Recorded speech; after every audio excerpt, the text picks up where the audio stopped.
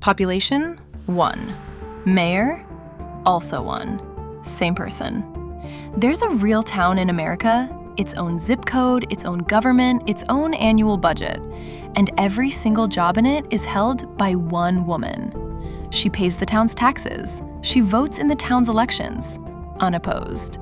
She turns on the streetlights, and she decides every single year whether the town's own bar gets a liquor license. She's the mayor, and the bartender, and the librarian, and the town clerk. One woman, 4 titles, 1 signature.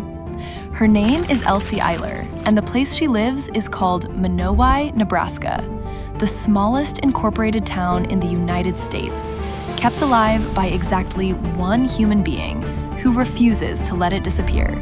This isn't a ghost town. Not yet. And the reason why is a story about stubbornness, love, and what it actually takes for a place to survive when everyone else has already left. Monowi wasn't always a town of one. Founded in the early 1900s along a rail line in the far northeastern corner of Nebraska, it was, for a while, a real working town. At its peak in the 1930s, Monowi reportedly had well over 100 businesses. A grocery store, restaurants, a hotel, even, according to local history, a jail. It had families, it had a school, it had a main street that meant something. Then came the slow bleed that hit hundreds of towns across the rural Great Plains. Farms got bigger and needed fewer workers. The railroad's importance faded. Young people left for cities. And the businesses that depended on foot traffic closed one by one. By the back half of the 20th century, Monowi wasn't dying loudly. It was dying quietly, the way most small towns do. Elsie grew up in this area. She met her husband Rudy when she was in 3rd grade and he was in 4th. A detail that sounds like the setup to a novel, except it's just what happens in towns small enough that everyone knows everyone from childhood. She left briefly as a young woman, trying city life, even chasing a job as a flight attendant. It didn't stick. She came home at 19, married Rudy, and the two of them spent their lives in Monowi. In 1971, they took over her father's old bar and turned it into what's now called the Monowi Tavern.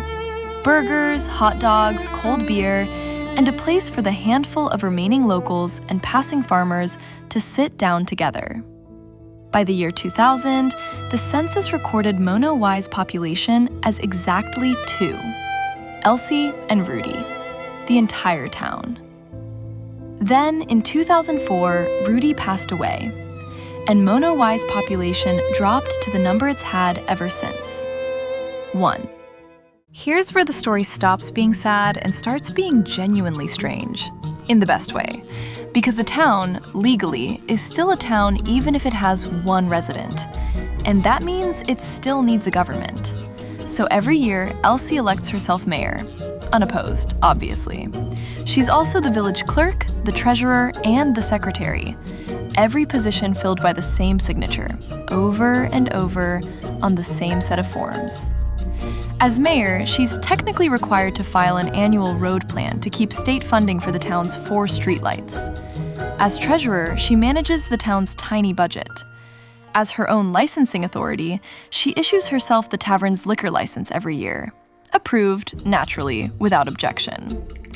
It's easy to laugh at how absurd that sounds, but look past the punchline for a second. That paperwork is the only reason Monowi legally still exists at all. If Elsie ever stopped filing it, the town wouldn't fade away. It would simply stop being a town, overnight, on paper. When Rudy died, he left behind something unexpected.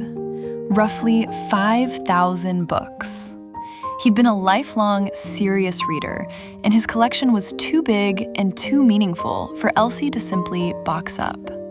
So in 2005, she opened a library in Monowi, population 1. She named it Rudy's Library, filled it with his collection, and set it up on the honor system. No librarian checking you out, because there's no time when the only librarian is also running the bar next door. Think about what that actually is. A library that exists for a town that, statistically, has no one left to read in it. A memorial that doubles as a public service. A grief project that somehow became a functioning piece of civic infrastructure. It's still there today, sitting quietly beside the tavern, technically open to a population of 1, and to anyone curious enough to drive out and find it. In 2021, something strange happened. The new census results came back, and for the first time in years, Monowi's official population wasn't 1, it was 2. Reporters called, people speculated online. Had someone actually moved in? Was Elsie no longer alone? She said no. Nobody had moved to Monowi. And eventually, the Census Bureau admitted the truth. The second resident was a side effect of a privacy technique that intentionally adds small statistical noise to protect people's identities in low population areas. In other words, a government algorithm designed to protect anonymity had accidentally invented a fictional neighbor for the most famous population of 1 town in the country. Monowi went right back to a population of exactly 1, Elsie. Same as always. Here's the twist most people don't expect. Monowi is not quiet. Elsie says she's had visitors from all 50 states and more than 60 countries. Tourists, journalists, road trippers detouring off the highway specifically to see the smallest town in America. She still runs the tavern 6 days a week, often 12 hours a day, cooking burgers and pouring drinks for local farmers and curious strangers alike. In 2018, Monowi even got a moment of corporate fame, appearing in ad campaigns and hosting what was, at the time, the largest advertising poster ever built. So picture the scene. A town technically empty enough to be a statistical punchline, and yet busy enough on a given afternoon that the only human in it might be flipping burgers for a table of 8.